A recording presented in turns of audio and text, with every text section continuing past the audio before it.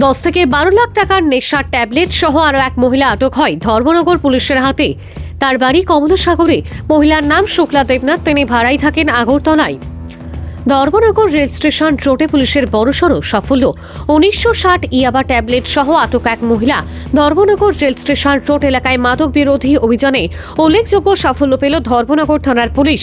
গোপন সূত্রে প্রাপ্ত তথ্যের ভিত্তিতে গোয়েন্দা শাখার বিশেষ অভিযানে এক মহিলাকে আটক করা হয়। পুলিশ সূত্রে জানা গেছে, ধৃত মহিলার নাম শুক্লা দেবনাথ, বয়স 37। তিনি কমলাসাগর দেবীপুরের স্থায়ী বাসিন্দা হলেও বর্তমানে আগরতলা চন্দ্রপুর এলাকায় বসবাস করছিলেন।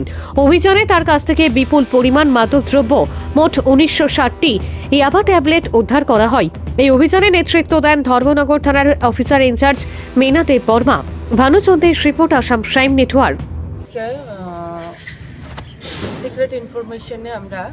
সিক্রেট ইনফরমেশনে আমার থানার স্টাফ এখানে আসার পর একটা সাসপেক্ট যার ইয়েতে ছিল ওনারে পাইছে।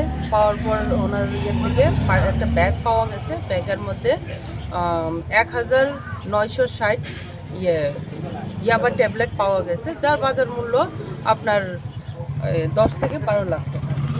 মহিলাটার বাড়ি আপনার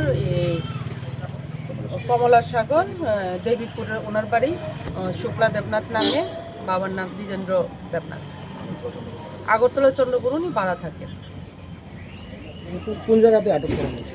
এটা আপনার রাজবাড়ি রোডে, রেল স্টেশন যাওয়ার আগে রোডটার মধ্যে। এটা কি কোনো বাড়ি থেকে আটক করা হয়েছে? না, রাস্তা রাস্তা রাস্তা থেকে।